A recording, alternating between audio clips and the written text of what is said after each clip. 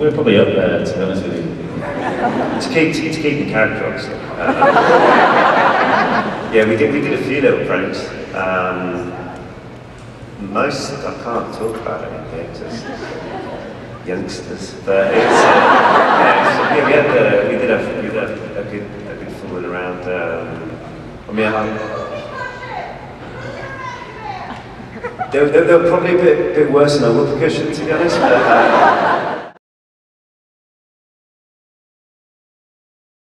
I was actually in Japan and I was on the bullet train.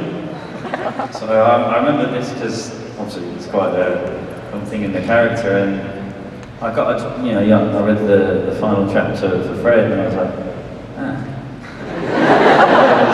But it was like, without getting all like arty and all that kind of thing, it was literally like one of the better, like you've read about your best friends kind of thing. So obviously like you've portrayed this character. And literally as I'm there, like reading it, I was like, oh, wow, this is quite full on. As I'm thinking this, the ticket inspector comes over me and starts asking for my ticket in Japanese. I'm not very good at Japanese and he wasn't very good at English, so we were kind of stuck. And I was literally like, oh, I just died. And he was like, oh, ticket. I'm dead. So it's kind of a bit of a surreal thing to happen at that time.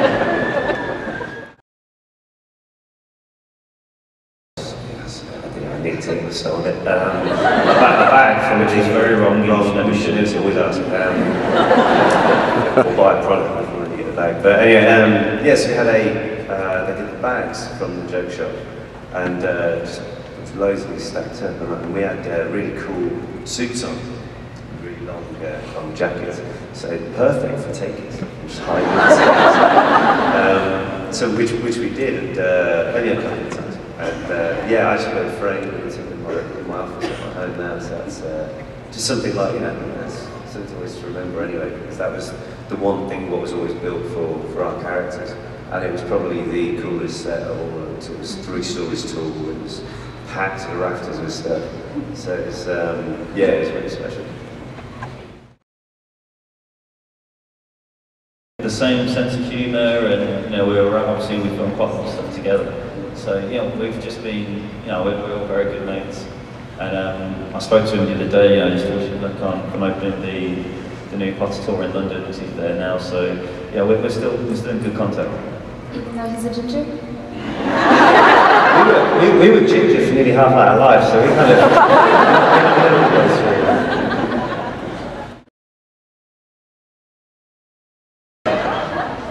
Well, I can't do it as high as it was in the movie. Let's see if it's got any heat in that. Yeah. Honestly, woman, you put yourself on, mother.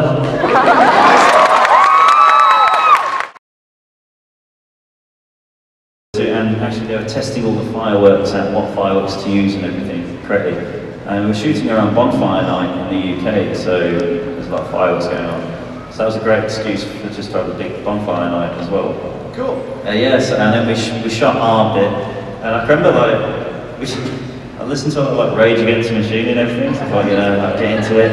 So that was pretty fun. But as we just thought every kid at one point in their life would love to do that at school. I was actually thinking the whole time, I wish when I was taking my exams that someone had flown in through the door.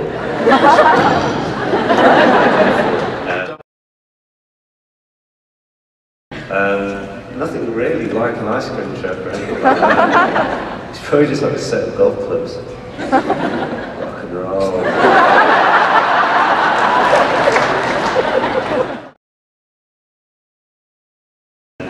I can remember reading when George got his ear lopped off. I was like, oh, that's not very good. But then I saw what happened to Fred later on. I thought, yeah, I think it was quite a good thing though that they separated. It wasn't always, as you say, friend George.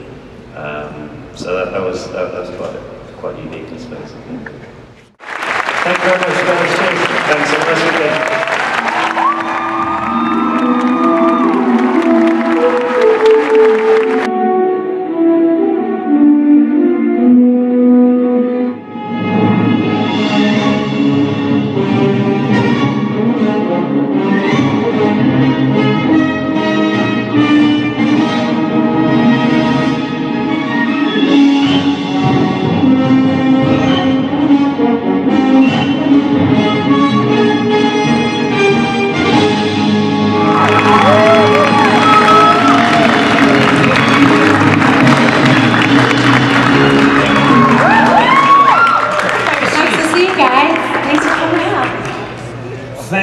much for being here. It's so nice of you. We had a great time last night.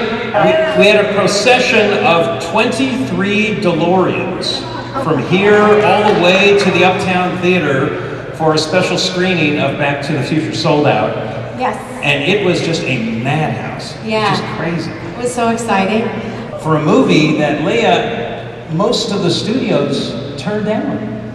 Yeah, Disney had it in the beginning, and they just couldn't take the whole mother being in love with her son thing. It just wasn't a Disney kind of idea. They were a little worried about the connotation, so Disney passed. But Steven Spielberg had to push it down Universal's throat and say, you have to make this movie, and that's why they brought him on as a producer. Michael was shooting a sitcom, and they had to cut a special deal with him, so he would sleep in the car and work pretty much 24 hours a day on his sitcom and Back to the Future for like all the movies, really, at least the first two. And it was there was actually bonus material where they show Eric Stoltz in the part. And so we shot 6 weeks with Eric Stoltz, and he's a wonderful actor. Great actor. Yeah, You were with him before? Yeah, I did a movie called The Wildlife with him. Cameron Crowe wrote it. Yeah, We love Cameron Crowe up here, don't we? Yes. I've had a weird career. And then after that, I did Some Kind of Wonderful with Eric Stoltz too. So I love that movie. So,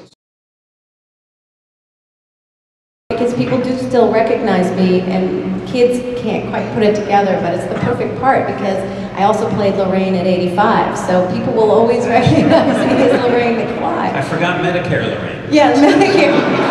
But Bob Zemeckis about that part, he was like, you're old, but you can't be slow. So I played her on Dexedrine or something. She was just like, oh,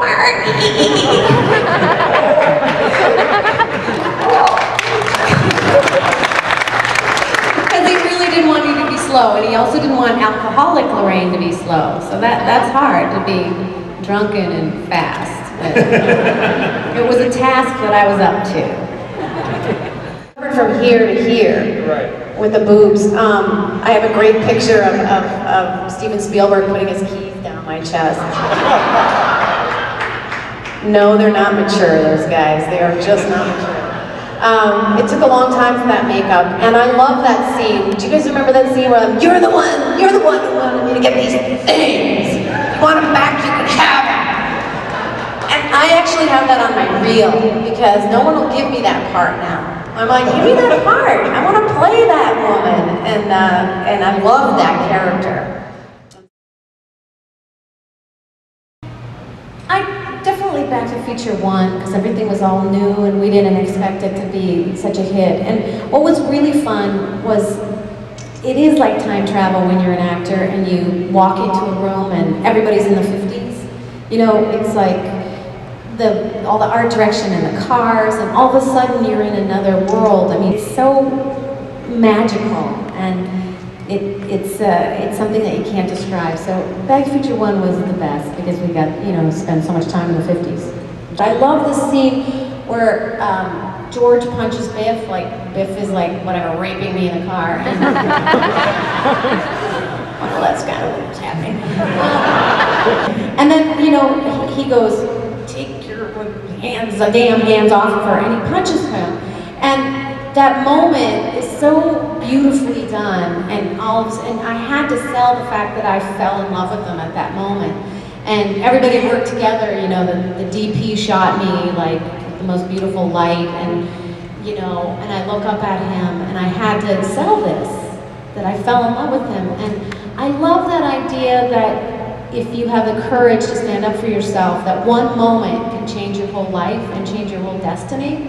And I think that's really powerful, and it's a really wonderful message that's kind of hidden in that movie, and that's my favorite part for me. I mean, of course I'm in it, so I like it. But I also just love the idea, and I think there must be a theme about that movie that makes parents want to show their children, part of it is, I was a kid too, I had feelings, and I had dreams, and I have, to see your parents like that gives you an empathy, and I think it's really beautiful.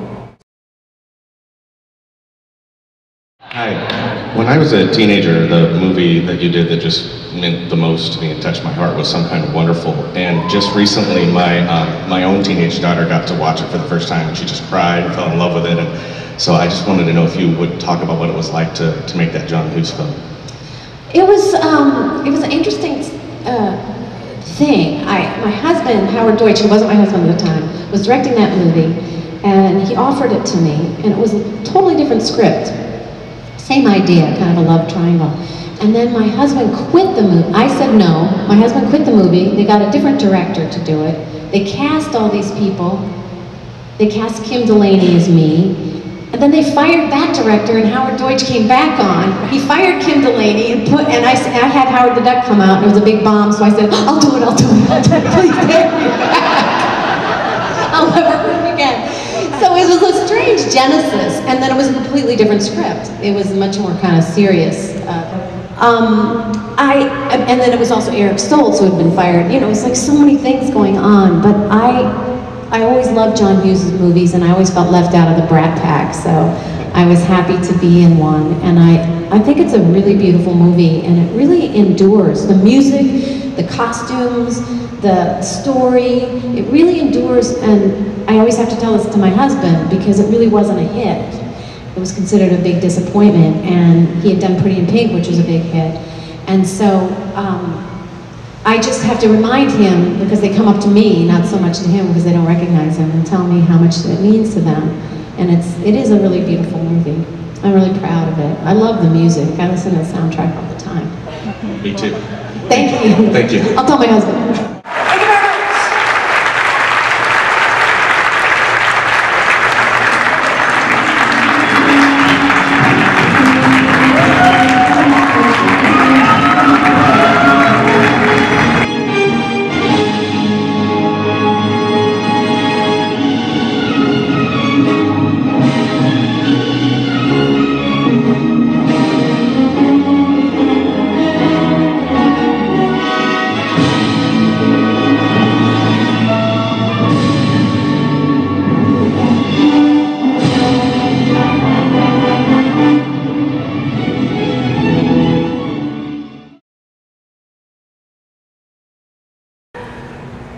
All of it. Let me tell you. Yeah, I probably will, to be honest with you. That would be really cool, I think. I would. You're a sweetheart. Thank you. Oh my God. I thought it was poetry. Oh my.